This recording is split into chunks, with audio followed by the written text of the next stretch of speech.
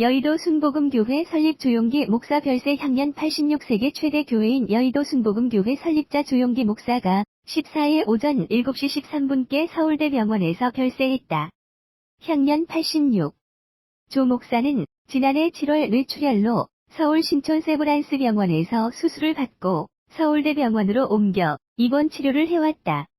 지난 2월 세상을 떠난 부인 고 김성희 한세대 총장의 장례식에도 참여하지 못했다.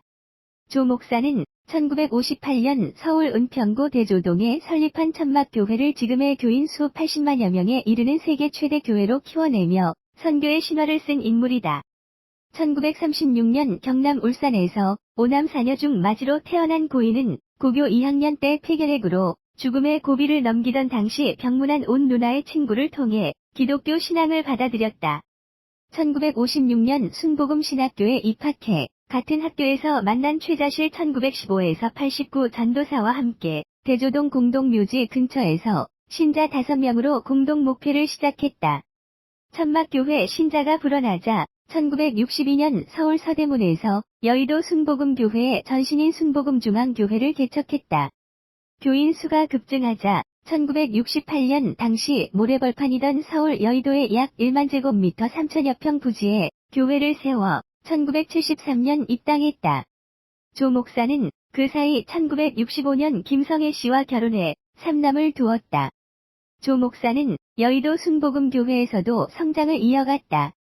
여의도 순복음교회는 1979년 신자 수 10만 명, 1981년 20만 명, 1984년 40만 명, 1992년 70만 명을 잇따라 돌파하며 세계 최대 교회로 자리매김했다.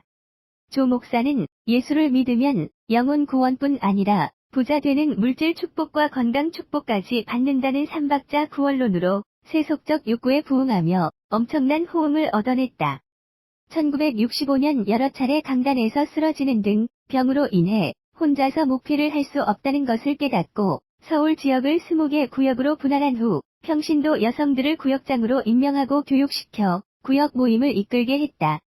이런 교역장 분화가 신자 수의 폭발적 증가로 이어졌다. 하지만 삼박자 구원론이 성서적 근거가 없다는 비판을 받았고 방언 못하면 구원 못 받는다는 발언으로 인해 이단으로 정죄되기도 했다.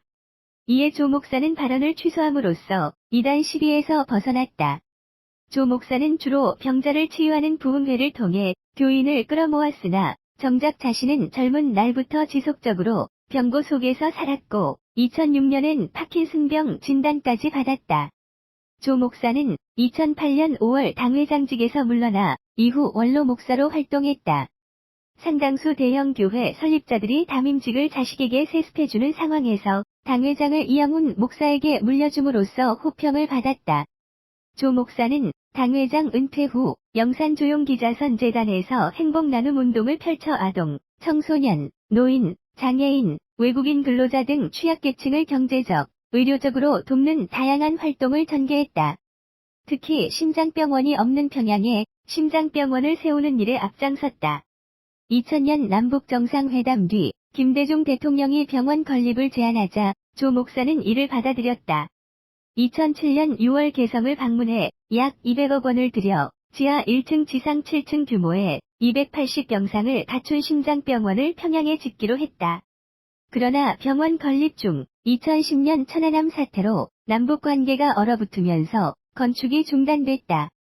조 목사는 당회장직에서는 물러났지만 사실상 막후에서 교회의 전권을 행사하고 가족들이 교회 관련 단체들을 통해 교회를 사유화하고 있다는 비판을 받기도 했다. 2011년엔 여의도 순복음교회 장로 29명이 조 목사가 당회장 시절 교회 돈을 빼돌려 장남 조희준 전 국민일보 회장이 주식 투자에 수백억 원을 사용하게 했다면서 특정경제범죄가중처벌법상 배임 등의 혐의로 서울중앙지검에 고발했다. 교회에 131억 원의 손해를 끼친 혐의로 기소된 조 목사는 결국 2017년 대법원에서 징역 3년에 집행유예 5년형이 확정됐다. 고인의 정치적인 발언도 많은 논란을 불러왔다. 박정희 대통령의 삼선 개헌 논란이 한창이던 1969년 9월 기독교인은 성서의 가르침을 따라 날마다 그 나라의 수반인 대통령과 영도자들을 위하여 기도하여야 한다는 성명을 발표했다. 2011년엔 금난교회 김홍도 목사 등과 함께 우파 성향의 기독교 정당 결성을 추진했고, 사랑제일교회 전광훈 목사가 초대형 교회 목사들이 자신을 밀고 있다고 주장하는 빌미를 제공했다. 이처럼 고인은 세계 최대 교회를 일구며 교회 성장의 신화를 썼으나 신학적 이단 시비와 정치적 시비를 일으키고 교회 사유화와 비리로 유죄 판결을 받는 등 영욕의 삶을 동시에 살았다. 유족으로는 희준, 민재, 승재 3남이 있다. 비소는 여의도 순복음교회 배단위홀에 마련됐다. 장례 예배는 18일 오전 8시 한국교회장으로 여의도 순복음교회 대성전에서 열리며 극동방송 이사장 김장환 목사가 설교한다. 장례위원장은 한국교회 총연합 대표회장 장종현, 이철, 소강석 목사가 맡았다. 하관 예배는 18일 오전 10시 장지인 파주시 오산리 최자실 국제금식 기도원 묘원에서 열린다.